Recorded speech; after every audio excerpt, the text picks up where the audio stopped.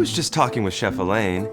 Did you tell her to buy 11 bags of oats? And a bunch of apples. Did she? She didn't say what you would need them for. Can you hold that for me, please? Something's in motion here, and I'm not sure I like it. My grandma's sending me some birthday money, and I'm gonna buy a horse! And you're measuring because? I want to make sure he'll fit through the door. Dot, do I even have to say it?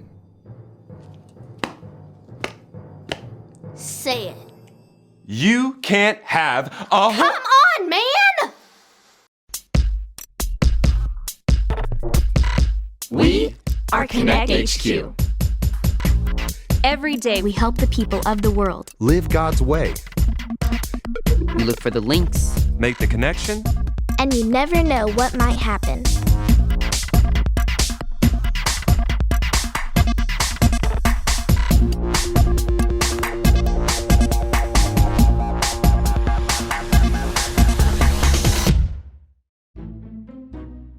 My name is Dot, and this is how we grew as givers. Please! Dot, I agree with Luke. You can't get a horse. Can we at least come to an agreement where we cut some slack on the horse rules around here? I agree with those rules. I don't want it to smell like a barn around here. And you could probably use your birthday money to spend a week at horse camp. Horse camp? Now there's an idea. Oh, hi, Grace. Thank you so much for stopping by. Thanks for inviting me. Dot, this is Grace. She works at the shelter down the street. Nice to meet you. What's the shelter? It's a rescue mission where anyone who doesn't have a home can come to get a hot meal or a bed to sleep in. I've been leading a small group down there once a week. Not only that, but Ray was kind enough to say we could use Connect HQ for an event we're hosting next week. I just stopped by to get a tour and talk specifics. Welcome to Connect HQ. May I ask you a question? Ask me anything. Why don't they have homes? I know of lots of empty apartments in the building across the street. That's a good question, but you can't just take over an empty apartment.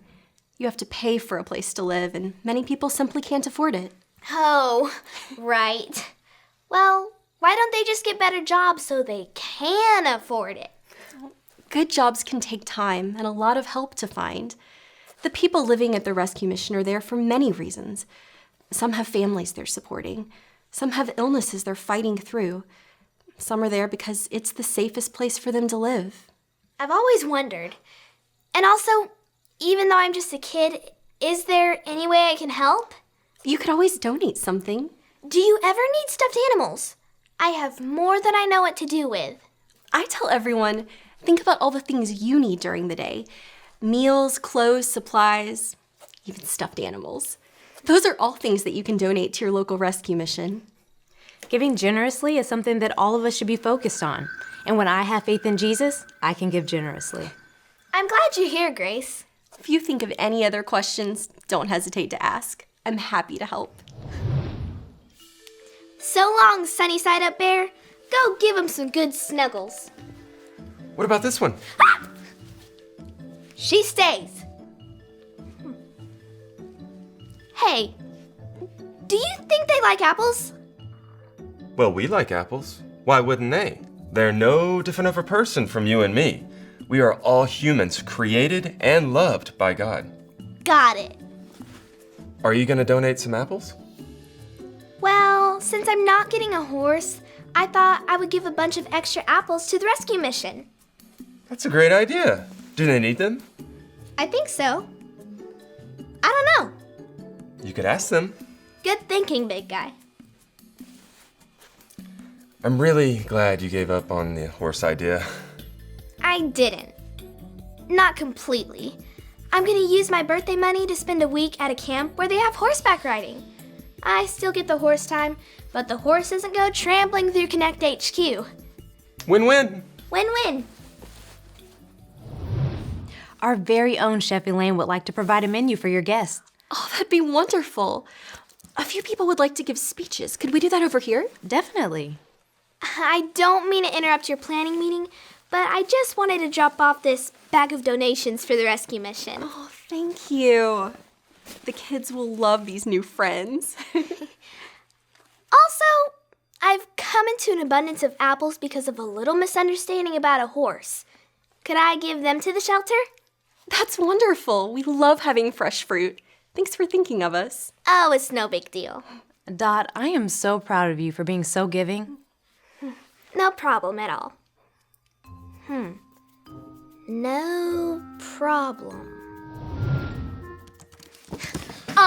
Big problem. What happened now? No problem. That's the problem. I don't follow? It was too easy to give those toys and apples to the shelter because I wasn't doing anything with them. But Dot, you gave to someone who needed something. That's not a big problem. But Ray said, when I have faith in Jesus, I can give generously. I gave, but I could give more, like it says in the book of Hebrews, chapter 13, verse 16. Want me to say that with you? Yes.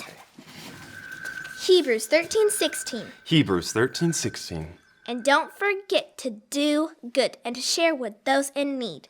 And don't forget to do good and to share with those in need. These are the sacrifices that please God. These are the sacrifices that please God. I want the kind of faith that really sacrifices something. That's not a bad thing to want.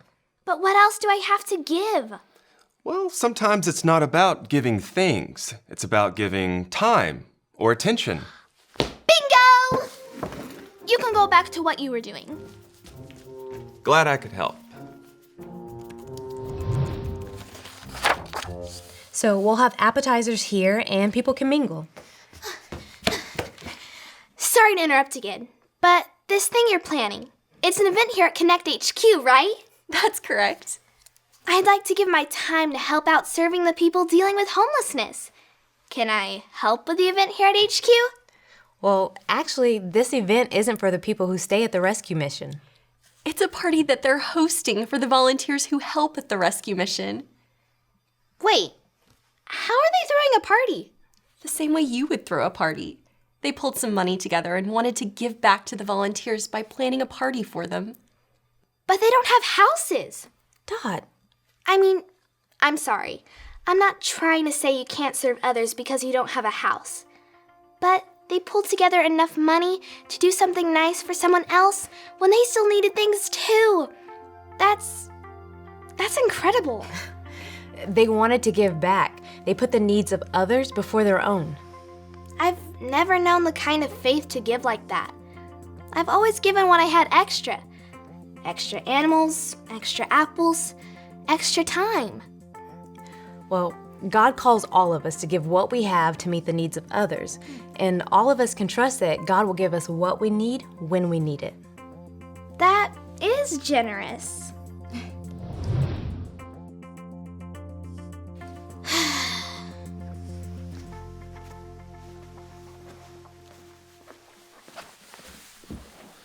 Is everything okay, Dot? I have a question for you. But first, I need a favor. All right. Watch this Bible link I found.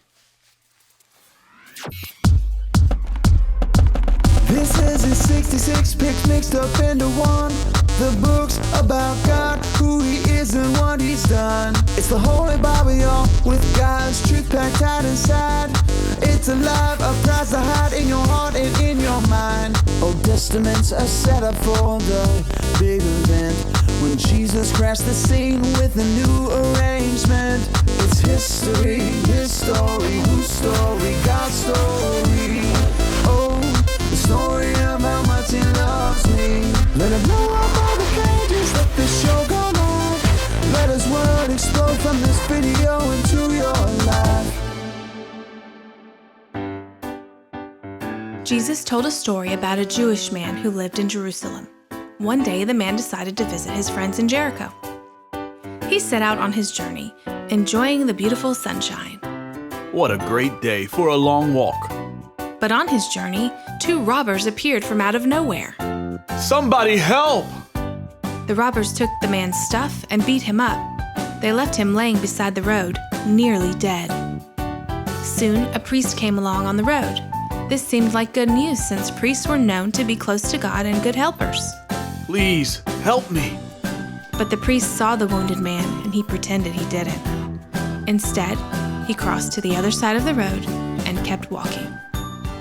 Next, a man who worked in the temple walked by. This seemed like good news.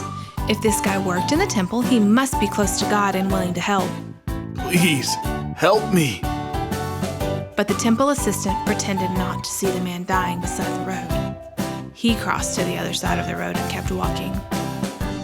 Next, a Samaritan came along. The Jewish man didn't expect him to stop. Everyone thought Samaritans weren't very nice or helpful. But the most unexpected thing happened. The Samaritan stopped. He got into the ditch with the Jewish man and bandaged his wounds. Thank you for stopping to help. The Samaritan loaded the hurt man onto his donkey and took him to an inn. He paid for the Jewish man's room and asked for them to take care of him. Do you think it's better to look like someone who helps others, or to actually be someone who helps others? Jesus asks us to be someone who helps, just like the Good Samaritan. So, what is your question? The Good Samaritan saw someone in need and gave his time to make sure he got better. Exactly. So, do you think I'm good at giving? Of course I do. You see the people who need help and you help them. Just like the Good Samaritan. I think I give more when I know the person, when it's friends or family. But the Good Samaritan didn't know that stranger on the road, and he still gave. A lot. I wish I had faith like that. We all do. It takes big faith to trust that God will give us what we need when we need it. It takes big faith to treat everyone the way we treat our family and our friends. Big faith is something that comes over time. How do I get big faith? Share what you believe. Share what you've been given. And pray for big faith. Okay, let's do it now. All right. Bow your head. God, I want big faith. I want to treat everyone in need. People with houses, people without. Just like they were friends I haven't met yet. I want to give time, money, whatever it takes to help. Help everyone. Amen. Amen. Thanks again for donating this place for our big night. I think it'll be a big success. I'm just really glad that we could be a part of it. And please, if there is anything else that you guys need, let us know. Oh, good. You're still here. I've been thinking about how when I have faith in Jesus, I can give generously. And I want to make sure this made it into the donation bag. Thanks, Dot. And I wanted to say that my grandma's sending me some money for my birthday. I'd like to give half of that to the rescue mission. What about horse camp? I prayed about it, and I feel like this is what I should do with this money instead. That's really thoughtful. I trust that if I'm supposed to ride a horse, somehow I'll ride a horse, money or not. It was a pleasure to meet you. Likewise, take good care of those animals for me. I'll make sure they're good and loved.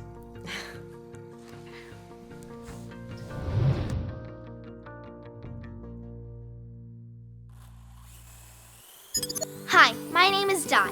And I'm Luke. We learned a lesson about big faith that we wanted to share with you. The Bible tells us this in the book of Hebrews. Say it with us like this. Hebrews 13:16. And don't forget to do good and share with those in need.